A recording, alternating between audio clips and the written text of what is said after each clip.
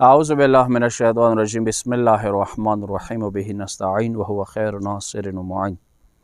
قرآن مجید کې شته قابل قدر سامعین ناظرین وسیلې توسل حواله سره ده څه باقاعده امر ده چې تاسو که غواړئ خدای ته ځان ورسوئ نو وابتغوا الیه الوسیله، خدای ته رسیدلې دپاره تاسو ابتغا یعنی وسیله ولټوئ. توسل یا وسیله یو حقیقت ده چې ایمو مسلمان بالاتفاق دی باندې کم و بیش اختلاف سره بابونه شته توسل حواله سره وسیلې حواله سره. څه خداوند عالم ته که موږ غواړو څه درخواست وکړو د بیمارۍ شفا حواله سره، د مشکلات اسنولې حواله سره، عاقبت بالخیر حواله سره، توسل یو حقیقت دی، وسیله یو حقیقت دی چې دینه انکار غیر معقول دی و غیر شرعي دی. ویلي چې دنیا منابع د اسلام او د دین او د قرآن هغه دینه ډک دي. توسل وسیله که تاسو وکړئ کائنات هم اندی بنیاد باندې جوړ دی. خدای ته څه ضرورت دی چې هغه سلیوي خستلې دپاره اسرائیل وسیله کی. پروردګار ته څه ضرورت دی چې پیغمبر کریم ته وحی ارسولې دپاره جبرائیل مقرر کی. خداوند عالم ته څه ضرورت دی چې سورې اسرافیل دپاره حضرت اسرافیل مقرر کی. د هوا و د بارانو ورولې و ورو یوه بل طرف ته ستولې هغه دپاره مثلا میکائیل علیه السلام مقرر کی. خو خداوند عالم ته غواړي چې دې سره تو پوی کی مو پوی کی چې توسل وسیله ذریعه یو حقیقت دی.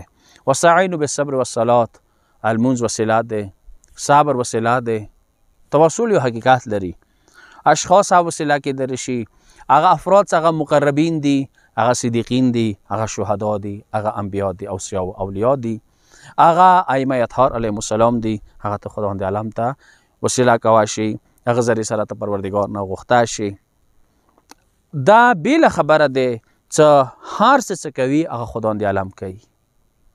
کائنات هر شی باندې ذره ذره باندې حاکم مطلق قادر مطلق پروردگار ته. ولم یکن له کفوا احد، خدای سه هیڅ نه برابر. والله غنی عن العالمین، پروردگار ټول عالمینونه غنی مستغنی بنیاز ده. الله الصمد، خدای بنیاز ذات ده، خدای مقصود به ذات ده، خدای ته ټول محتاج دي. د کې هیڅ شک نشته ده. ایاک نعبد و ایاک نستعین، حقیقی مدد کوونکی هغه خداوند عالم ده. خو پروردگار متعال دی دپاره چې ځنه بندگانو فضیلت هم ظاهر شي و هغه اتوسوال درگاه الهی کی صحیح طریقې سره ورسیږي. توسل یوه بهترینه ذریعه ده. هیڅ کله اشیاو دا مقصد نه دی چې که زه علي ته غږ کوم علي خدای مقابله کېده. که چا دا سوچ وکړو هغه بیا مشرک شولو. یا زه پیغمبر ته غږ کوم پیغمبر فرنت اف گاډ هغه خداوند عالم مقابله کېده. یا زه مولا حسین علیه السلام ته که هرگز مراد دا نه دی. مو روزمره زندگی کې زه مثلا یوه نهر کې غورځوم ډوب کېږم چاته مو غږ وکړو او پلنکي یې مو ونیسه هغه ته چې زه غږ کوم دې وجې نه کوم چې هغه خدای مقابله کېده، بلکې هم چې خدایه ته مو ته دا سړی وسیله کړي چې مو دا بچ کړي.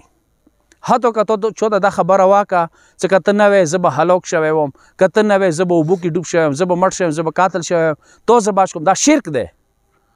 مو هر یو شی پروردگار نگاه سره بکسو و اذا مرضت فهو یشفین، کله زه بیمار شم خدای ماته شفا ورکوي.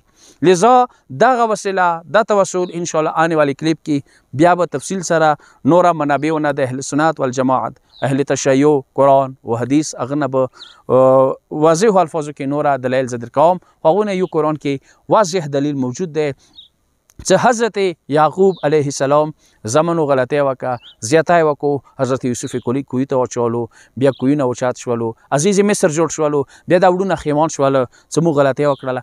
بیا دا کسان ډایرکټ خداوند عالم دربار ته نه لاړله چې خدای ته سوال کړي چې پروردګاره مو وبخښي، بلکې راغله حضرت یعقوب علیه السلام ته دکا یا ابا نستغفر لنا، یا ابا نستغفر لنا، پلاله مو ته استغفار وکړه، انا کنا خاطئین، مو غلطی کړي دی، مو نه ګناه شوي دی، مو حضرت یوسف سره زیاتی کړی دی، ته مو ته استغفار وکړه.